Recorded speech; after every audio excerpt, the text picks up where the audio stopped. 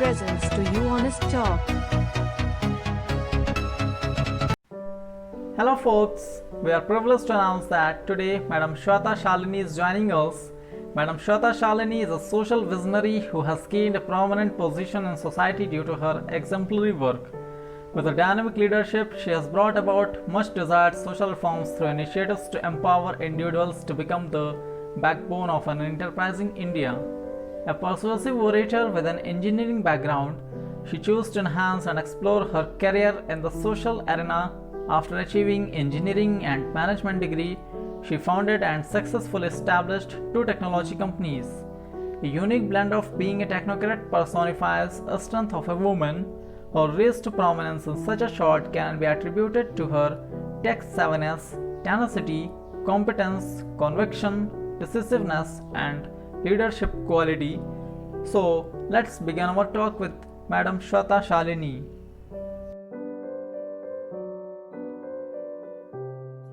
So first, thank you so much, ma'am, for joining and agreeing to share your thoughts with us. It is really a great matter of pride, and we are extremely very happy to have you for this session. Thank you, Harsh. Thank you so much. I'm so happy that young people are doing different things, trying their hands at various things and reaching out to the generation that's yours, right? This India belongs to you. So good, you want to talk about serious subjects and people want to listen. What else counts? So that's why we had to come. Thank you so much, ma'am. It really means a lot for us. So, ma'am, moving to the topic of today's session, which we have chosen, India bans Chinese application. Ma'am, on 29th of June, Indian government banned 59 application of Chinese. The ban was being imposed under the section of 69A of the Information Technology Act.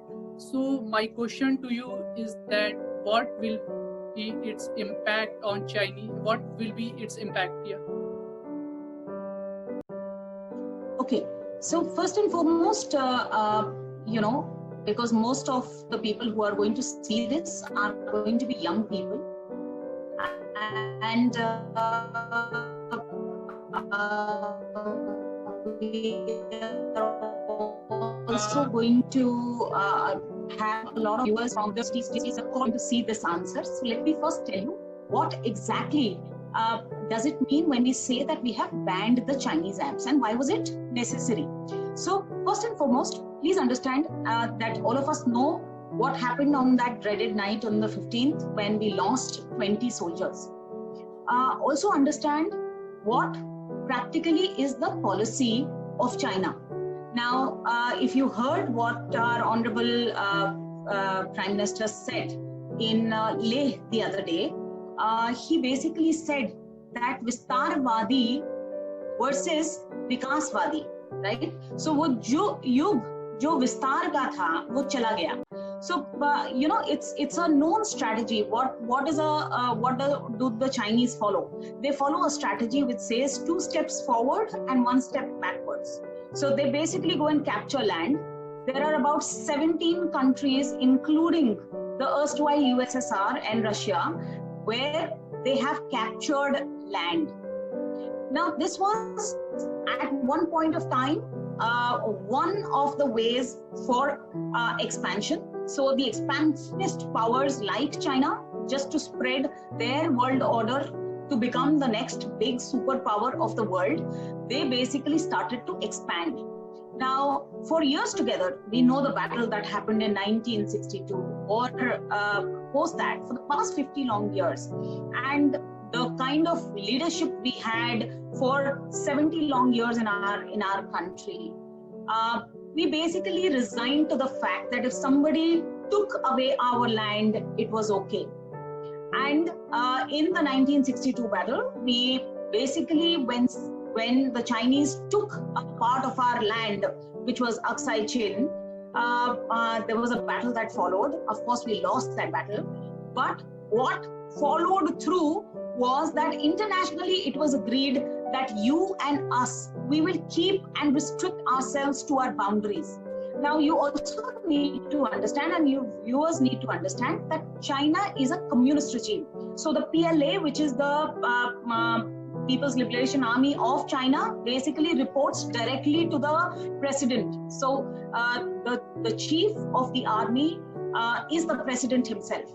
So whatever the army does, we should consider that it has the yes and the agreement of the leadership of China as well. Now, the communist regime, in fact, we should also understand that the people of China are also fed up of the communist regime of China. So with this expansionist venture of theirs, with the mindset of theirs, attitude of theirs, they have been looking at going out and conquering the world in different manners. One of the manners is expansion, going and just grabbing territories, and that's what they tried when they did the and that's when retaliation happened. Why is Chinese app banning very, very important? Because one of the second most important strategies of China, apart from being expansionist, is we know, and we are fighting, the entire world is fighting a biological warfare with China today that started in China today. And we all know, and there are a lot of conspiratory theories of how the virus itself was grown in a laboratory. Now, without firing a single bullet, without firing a single rocket, without a single atom bomb or a nuclear bomb, they have been able to kill so many people. And that's why this is the second kind of attitude of the Chinese order, where biological warfare is also very, very critical. There is a third and another very, very important thing. So we've heard of the Silk Route. The Silk Route was the route which was taken at those times by the East India Company, and the silk from China was taken across the globe. So that was what took China to the world, and that is what encouraged the economy of China and strengthened it. Now, in a paper which was released in 2015, they basically said that China needs to create a new digital Silk Route. And this digital Silk Route is basically consists of apps which can then take a singular route to the entire world and capture the people and their data and their information. Now look at the kind of apps that we have in India today. In 2019, 44 out of the 100 most downloadable apps were Chinese. Also, let's talk about the most popular, TikTok. TikTok literally has about 611 million downloads, which is more than Facebook. It has 120 million active users, and these active users were tier 2, tier 3 cities first time internet users. So the kind of information that they are giving away in their videos are more difficult to comprehend for an urban user. Last but not the least, you need to also understand that one of the apps that was banned was Cam Scanner.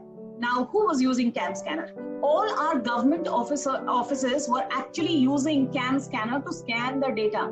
Now, everything that was scanned, because the server was based out of China, every document, be it any secret document, that was being scanned by that app actually went to China.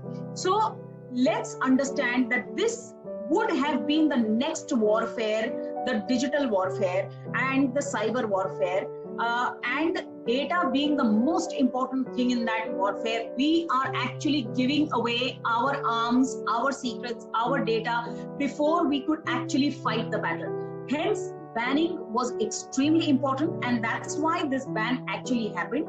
Of course, it is also a said fact that the only country in the entire world, I've told you that 17 countries are affected by China. So the only country which is known to be capable to give back a strong message to China is India. And now with this, we have given a soft but stern message to China that none do not take us easy, and none of your tactics. We recognize these tactics. We allow it to be, but now if you try to play foul with us, we can be very, very strict, and we can ensure this is precisely what happened in a very smaller way before Doklam. We have also done it right now again. And this time we seem to be very serious. Our entrepreneurs are very serious. So just to close your question, I think one of the most important impacts of this is going to be the rise of the Indian entrepreneurs. So young people like you who understand, and like CAM scanner has been banned, immediately that day we found that there is something called as Kagaz scanner, which the IIT crowd has built. It's an app which got downloaded immensely across Twitter. It was talked about, and that's what is going to happen. The biggest impact is going to be the rise of the Indian entrepreneur in the space of apps, and I think it's going to be a fantastic thing. All right, ma'am, you have shared so much information. I think it will be much fruitful to our viewers. So, ma'am, moving to my next question, what we have observed is that Chinese companies are dominating India's digital space. What would you like to comment on, ma'am, on it? So I told you about this digital Silk Route, right? So now if you go back and look at this white paper that was presented in 2015 by China, and I think the name of the white paper itself is Digital Silk Route. It said three things very, very important. One is that they need to create apps that could not only capture the country and the data, but it could actually capture a lot of information in terms of demography, in terms of sectoral informations, domains, etc., etc. Second is they wanted to have the same digital footprint in 65 countries, and there was a roadmap which was laid down. How China and its apps is going to reach 65 countries, and India is one of the first because we are the neighbor and we are the closest, and we have a large population, right? So 65 countries, which included Sri Lanka, Vietnam, Indonesia, Cambodia, so entire Southeast Asia, and of course the Europe. Now please understand that this roadmap, and of course there was a third most important thing, which is the rise of the Chinese investment fund. So if you actually look at the Baidus, the Alibabas, and the Tencents, these are the venture capitalist funds which actually give money to the Indian startups. The money is hence Chinese, which means there are Chinese people who sit on the board of these companies. So if you look at Ola, if you look at Paytm, if you look at Swiggy, if you look at many such companies have money that comes from Chinese funds, right? Now Paytm has Alibaba, Ola has Tencent, and so on and so forth. Also, 1 out of every 3 smartphones which is sold in India comes from China, right? So please understand that electronics is something that they actually covered, and that is the reason why digital revolution, when India went through this entire digital revolution, one of the easiest prey was India for China, because we were going through this revolution and China knew that this market was getting made. They quickly made products which was cheaper. And for a first time user, they made UI which was very, very attractive, very, very easy to use. And of course, because our ecosystem, our entrepreneurs were not ready, they pushed their products into our market. So in the last regime, Ravi Shankar Prasad ji tried a lot to create manufacturing fab facilities in India. So they tried to make chips and microcontrollers and all that in India, so that the main part, which is the fab, which we have to even manufacturers like our MI and all that, which go ahead and look for these fab parts from China, don't have to do it, and we can locally manufacture. And of course, between Delhi and Jaipur, we've still come up with a lot of Indian manufacturers of smartphones and phones, but yet the cost of manufacturing of these chips and these fab items are so low in China that our market is still flooded with these Chinese goods. Now, you need to also understand that Xiaomi, which has about 31% market, Vivo has about 21% of Indian market, and the entire electronic goods that come from China are capturing about $53 billion of market in India. So that is the amount of import that we are doing as of now from China. So what does all of this mean? It means that if one day we decide that we do not want to do this, and this of course comes from a policy perspective of the government, but it more comes from the perspective of people like you, people like us, the citizens of India. So one fine day when they stand up and say, no, I don't want to use a Chinese good, I will pay more for an Indian make. I will read the label, I will ensure, I will go and purchase from Taiwan, but I will not purchase from China. The moment people start doing this, I think this whole bubble is going to fall. And that's what I think is happening right now.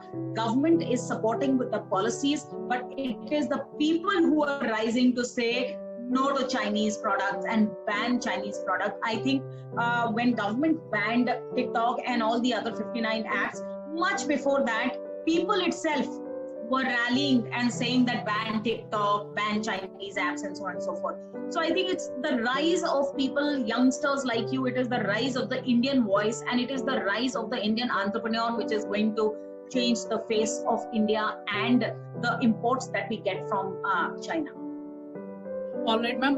So, ma'am, do you think that our next step will be on brands like Xiaomi and Vivo and Oppo? All these we should do such kind of, or we should take any such kind of step in our next term?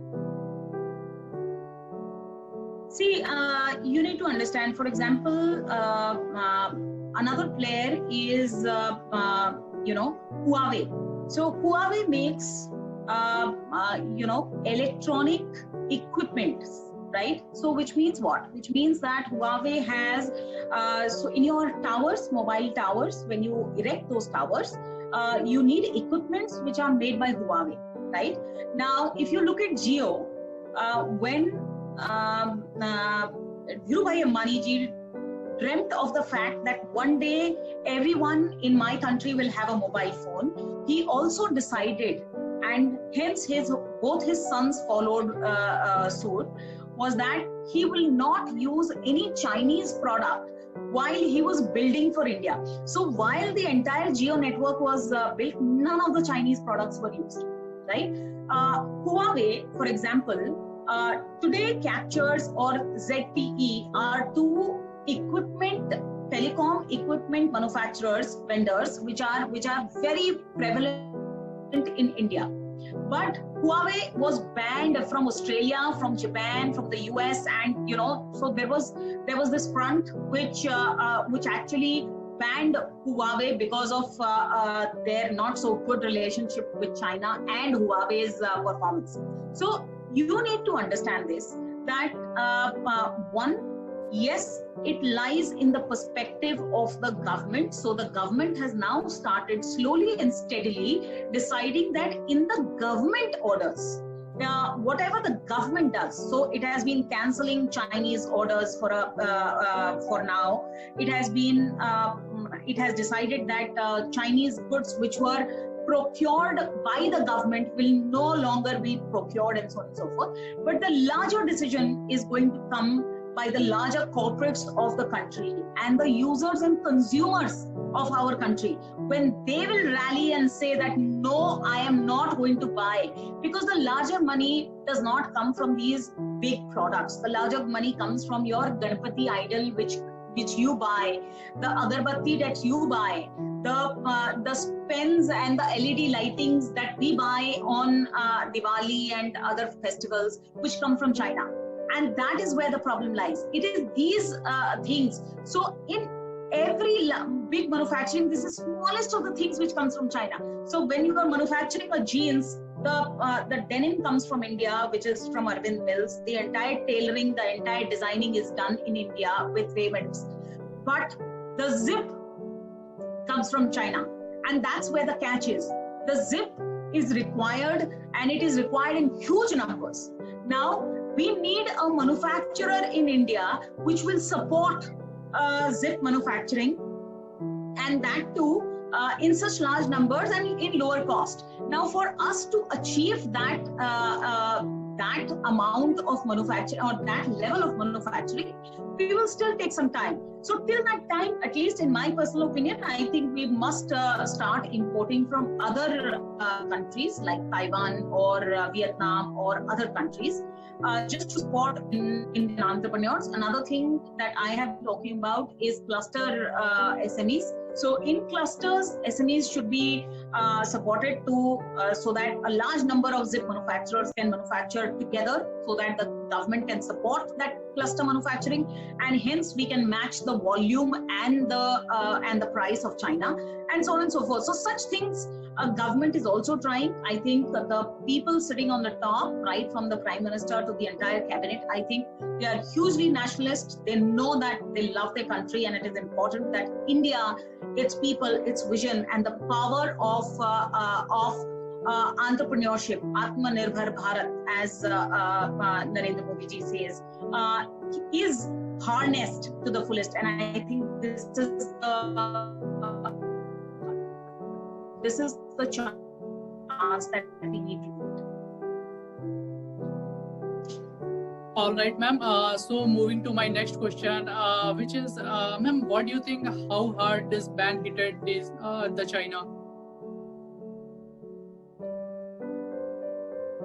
Okay, so see, you need to understand this. If 44 out of the most 100 downloadable apps are Chinese, and all of a sudden there is a ban, obviously it is going to hit. So for example, TikTok is owned by this company which is called ByteDance. You would not know it, and not a lot of people know it, but ByteDance, when it was making TikTok, was actually studying the Indian market.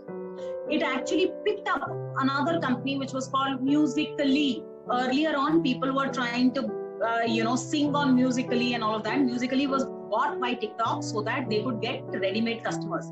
Now, all of a sudden, when 120 million active customers goes from your app, obviously it is going to hit. So the idea here is to ensure that they can feel the hit, and yes, they are feeling the hit, and that's one of the reasons why, for the first time in the history, you see Chinese moving back and trying to understand, right from Jinping, who at one point of time addressed a lot of nations to say that cyber in diplomacy we should not look at the cyber and the digital world and so on and so forth. So we need to understand, yes, it has hit, and it has hit very, very badly. I will not be able to tell you in data terms how much it has affected them, because we would not know them, but understand that nearly 120 million users have gone away. And this is just the beginning. I think we've just given a message. The message is strong and clear, because what I gave you data about is still to come. The larger bit we need to understand, and China needs to understand, that we mean business right now, and we are very strong. This government is very strong. This Prime Minister is somebody who can tackle from the front, and he says that I'm standing very strongly. I will give you every message, but I will not lose one man and 1 inch of my land.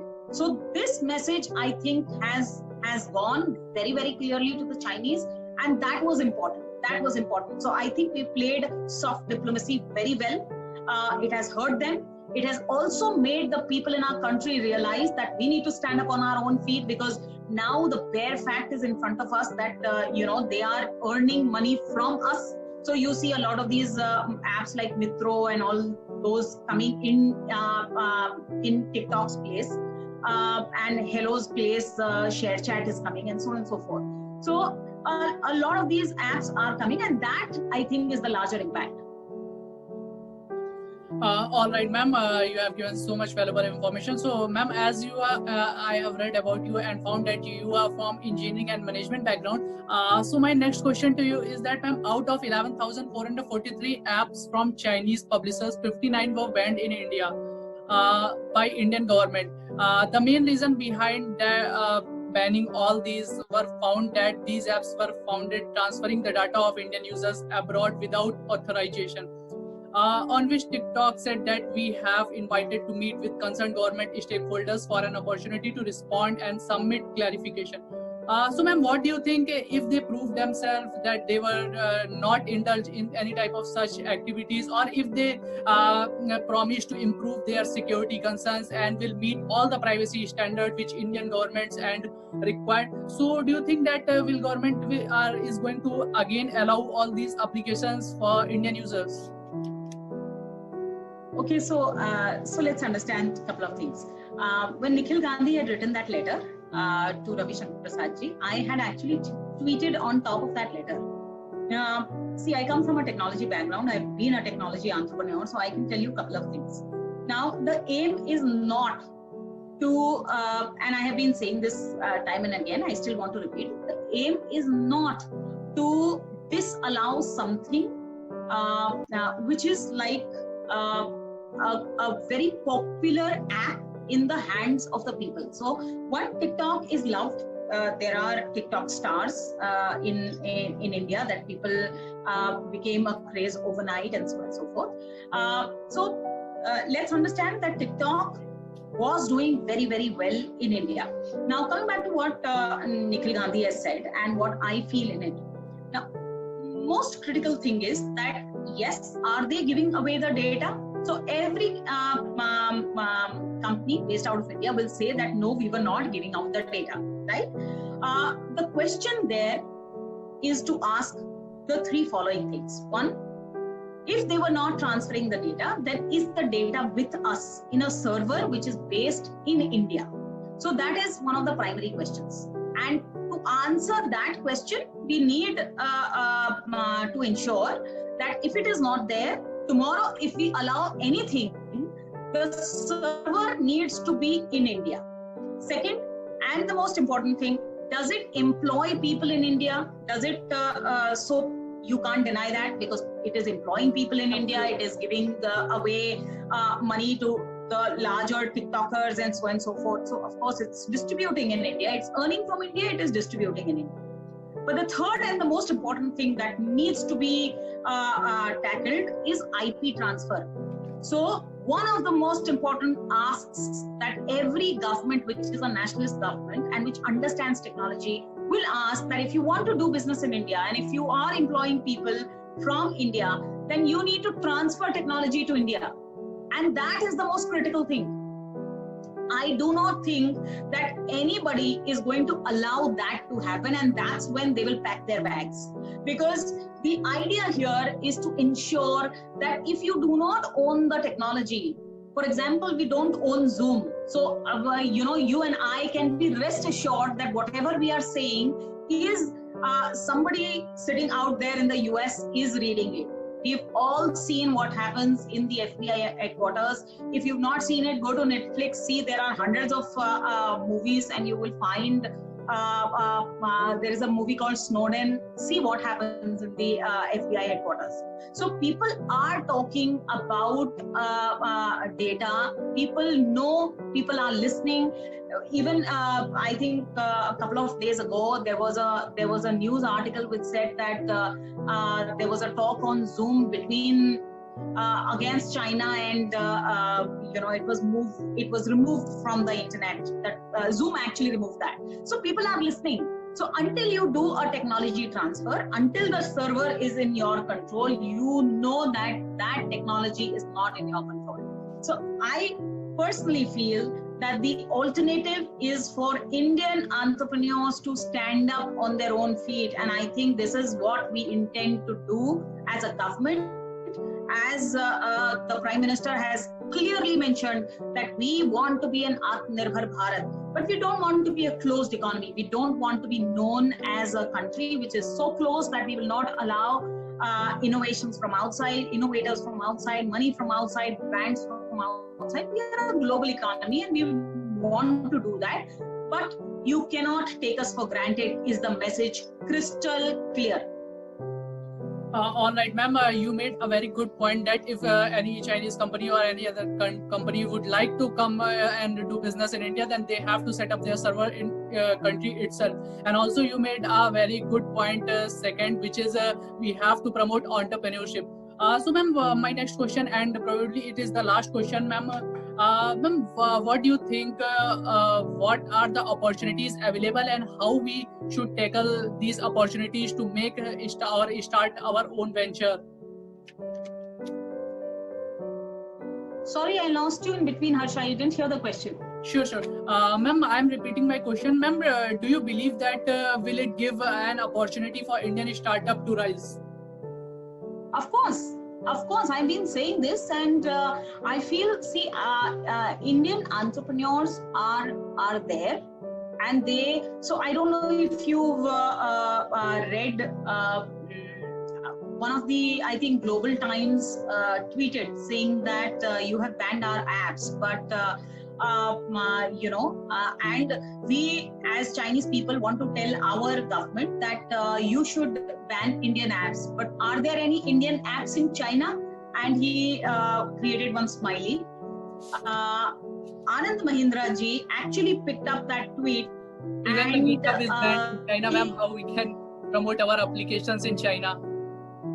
Exactly. So he picked up that question and tweeted saying that, thank you for pointing it out. We will rise to the occasion. So please understand this, that what was not happening was Indian entrepreneur was ready, but somewhere I think our own entrepreneur who had done well earlier, investors, so to say, were not investing into the Indian entrepreneurs. So I think this will give a chance for Indian investors like the Tatas and the Mahindras and the Birlas to look into Indian innovation. It will also set up a structure with government, and of course with the Atmanirbhar Abhiyan, there are a lot of things that the government has planned. So the government will set up a fund of funds and will try and create a structure where we can come up with our own digital innovation. And last but not the least, I think the entire ecosystem, which means the consumers will start asking for Indian apps. So like I told you about this Kagaz scanner, immediately, soon as scanner was banned, Kagaz scanner was downloaded. So, people circulated on WhatsApp, people circulated across social media platforms about this group of IITians who have built this app which scans